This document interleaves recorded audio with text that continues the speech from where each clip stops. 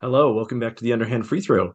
I am Simon, and today me and my co-host Ian are doing a short little series of videos in which we're going to talk about some teams that are sleeping giants, is what we're calling them. They're maybe a little bit better than their record says that they are, and we're going to talk about why that is and whether we should be taking these teams a little bit more seriously over the course of the rest of the season. Also, if you're just stumbling across this video and you never heard of us before, we upload fairly frequently. We try to do 2 or 3 times a week. We talk about the NBA as many channels do, but we try to take a step back and take a more long-term look at how teams are going, how the season is progressing, and how players are improving and teams are changing over time, rather than talking about just the day-to-day goings on of the league. If you're interested in that sort of thing, please consider subscribing. With that being said, the team we're going to talk about today is the Toronto Raptors.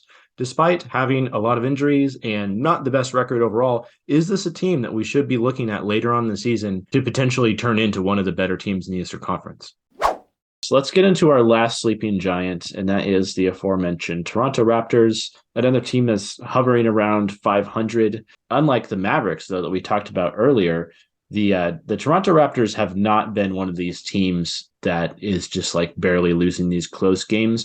They have been a really good team overall in terms of net rating. They're in the top 10, but they've absolutely gotten shellacked in some of their losses. They had just kind of a beat down against OKC lately, lost to Indiana by over double digits, some bad losses against some, not stellar teams, maybe middling teams. So what do you think's going on with the Raptors? I mean, many things. One is a really important to mention here. Pascal Siakam's hurt.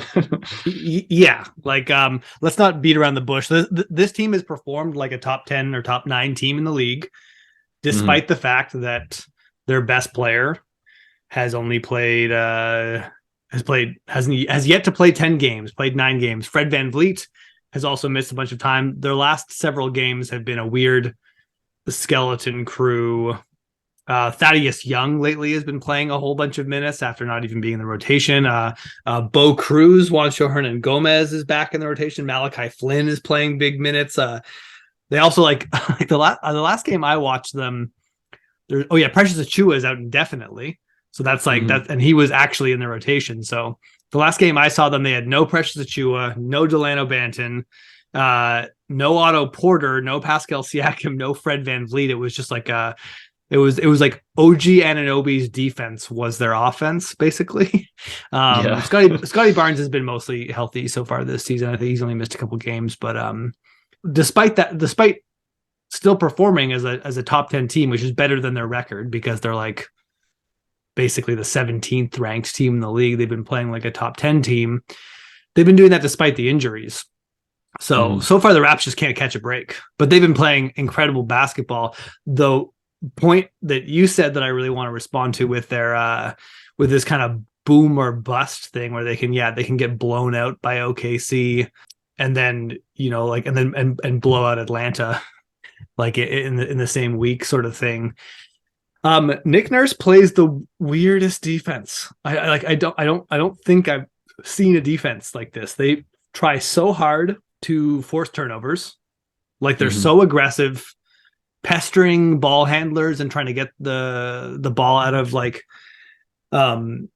Stars' hands, basically. Like if you're playing against Kevin Durant, they're gonna just be like, Kevin Durant is not allowed to touch the ball, is sort of their attitude. But in order to accomplish that, they're willing to give up anything else, which means open layups and dunks.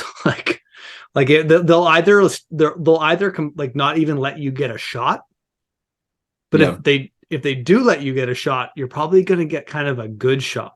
So I think this is the biggest.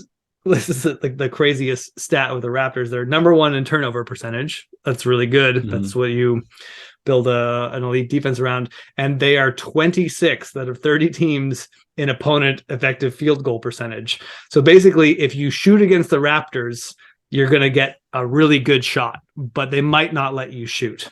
And so I feel like Nick Nurse is just, it's like he's desirous for perfect defensive possessions that involve, it's so ambitious.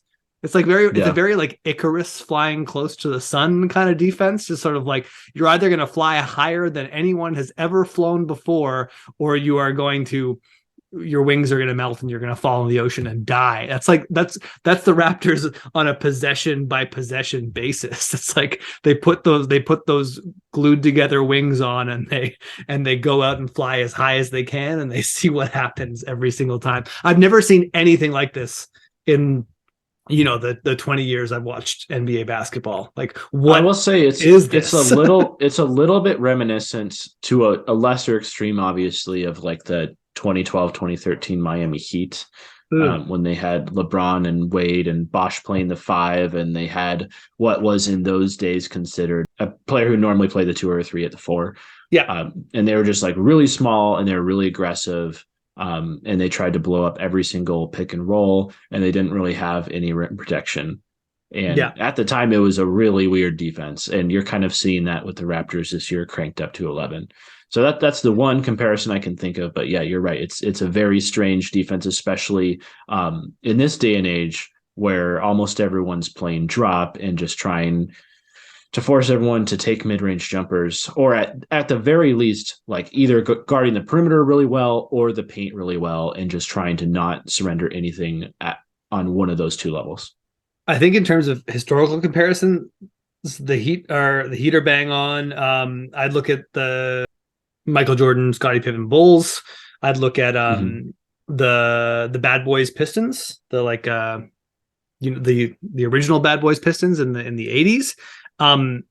Essentially teams that adopt a really like aggressive, switchy defensive system to cover up for the fact that they don't have an elite rim protector behind them. But I think I think you hit it on the head when you say the Raps have turned it up to 11, and I don't mean that in a good way necessarily. Like all those defenses we mentioned are better than the Raptors defenses this year. Like the Raptors aren't doing this and crushing the NBA. Like they're hurt right now, but they're still only generating around a league average defense, despite like, I think that's kind of like Nick Nurse. It's not entirely working. Like if you have this defensive dream that you're trying to, like this vision that you're trying to reach, like you haven't reached it yet. Like it is, parts of it are working, but you can't surrender all these easy points and expect to not occasionally get blown out by OKC. Like they're paying a heavy cost. If they could put a rim protector behind this, if like they've actually had some really productive minutes out of their rookie Christian Koloko. When they do put like a big shot blocker behind that, it's quite something to watch. But like the Heat that you mentioned, I just like quickly looked up their best defensive season, and in that season they were top 3 in turnover percentage, but they were still in the top 10 in opponent effective field goal percentage. So like they're still like they're not just trying to end possessions without a shot.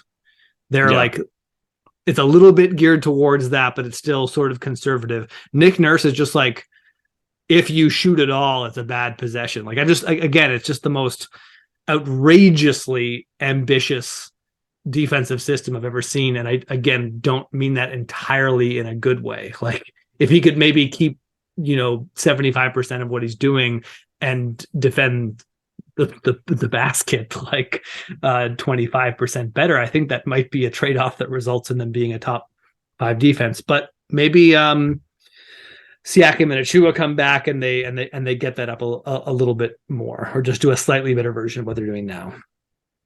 Yeah, I will say the one thing that confounds me the most about the Raptors, beyond kind of the whatever the opposite of a bend or break defense is, right? Like hold firm or break, I guess you would call it. But the other thing that confounds me is the team has remained pretty good offensively, even with their 2 clear best playmakers out in Siakam and Fred VanVleet. And it's really confounding because they're not a team that shoots the 3 all that well. And the offense in the half court can look pretty wonky, especially when Siakam's not in there. And I'll be honest, I haven't watched a ton of Raptors this year. I do know they play at a pretty slow pace. So are they just getting good overall looks and shooting well from the team, or shooting well from the field collectively as a team? Or you don't expect a team that's missing their best you're not expecting a team that's missing their best playmaker and can't shoot threes to be a solid offense, and yet they are. I mean, it's the weirdest offense because they're not shooting the ball well. Like Yeah. we're not talking about a team that's hot from the field. No one on their team is shooting like better than expected. They forced a ton of turnovers and get the easiest points ever off that. Just OG Anunoby's a monster, like racing from the corner to the nail to pick off a pass and get an easy point. And they're combining that with elite offensive rebounding. So they're just getting the meat of that top 10 offense that they currently have, which I think would be even higher if they had Pascal Siakam and Fred VanVleet, is that they're getting a ginormous ton of ridiculously easy points, just like putbacks and points off steals. So it's like they're not really playing offense as much. Like they're playing defense and they're hitting the glass so hard that like they're just generating like 30% of their offense just through that, or like something, like a really high number that and I don't, if they're going to continue playing that style, like that's not sustainable. It's just kind of weird to play offense that way. Yeah, and they also don't turn the ball over a lot. So yeah, I mean, they're getting a lot of shots, not giving the other team extra possessions. So yeah, I mean, it makes sense how you could build a solid offense that way, but I still see this as an offense that has a pretty hard ceiling without Siakam coming back and returning to his early season form. Yeah, but they're fun to watch. I guess like even without Siakam, they're like Scotty Barnes has really taken a step forward as a playmaker. I know he's not having the monster season that people want him to have. He's not scoring the ball very well, but it's fun to watch him make passes. OG Anunoby has been their like offensive go-to guy, I guess, with Siakam out, and that's like it's not and he'll take step back off the dribble threes, and you're like, what is going on? And sometimes they go in. It's like he's not afraid. He's very excited for the opportunity. He's not shy about it. He's just like, this is what I want to do, and we're like, well, now's your time to do it, OG. Yeah, now's the time. I mean, what are your overall closing thoughts on the Raptors? Just like with health, will this continue to be an elite team? I mean, I think I've got like a thought that about the Raptors, but I'd like to kind of apply it to every team in the NBA and how fans feel about their team. Because I watched the Raptors a lot last year as well, and things just never quite broke right to allow them to sort of play as well as they could have. Like, just they weren't like the most injured team in the NBA, but it was like there was always someone out that was kind of holding them back. And like the whole year, I feel like the fan base was being like, we're better than you think. Like, we're better than you think. Like, yeah, we just wait for this to happen and then this will happen. And it kind of just didn't really quite happen. It almost did. Like they went on a big tear at the end of the season and gave Philly a little scare there for a minute. But I think sometimes, when we look at teams at this early point in the season and we see what the potential is, like let's say the Raptors just actually get worse injury luck here on out. Like let's say Siakam doesn't come back quick, or OG just gets hurt, or Siakam gets hurt again and they miss the playoffs. And Raptors fans will be like, we were a good team. You guys just didn't, you guys don't know. And every other NBA fan will be like, yeah, sure, whatever. Every team thinks that. I'm like, this does actually happen. Like sometimes teams are good and they just sort of like have crappy luck and no other fan base cares about what's happening to your team. And so that could happen to the Sixers as well. Like what if just Joel Embiid just gets sort of hurt and their season goes to crap and we never remember that the Sixers could have been a title contender this year. We just say they were bad and we give failing grades to sort of everyone. So I think if the Raptors get healthy, I think they're going to be a top 10 team. I think if the Sixers get healthy, they're going to be a top 3 team in the East. I think if the Pelicans and Mavs continue playing like they are going to, like, the math is going to bear out and they're going to be really strong. But it's important to respect that, like, you need a lot of luck to get to play up to your potential in any given season. And so that's all I really think about the Raptors. Like, if they get healthy and play up to their potential, they're a really good basketball team. And I hope we get to see it. And I generally hope for every NBA team that we get to see the best version of them, because that's when the NBA is the most exciting.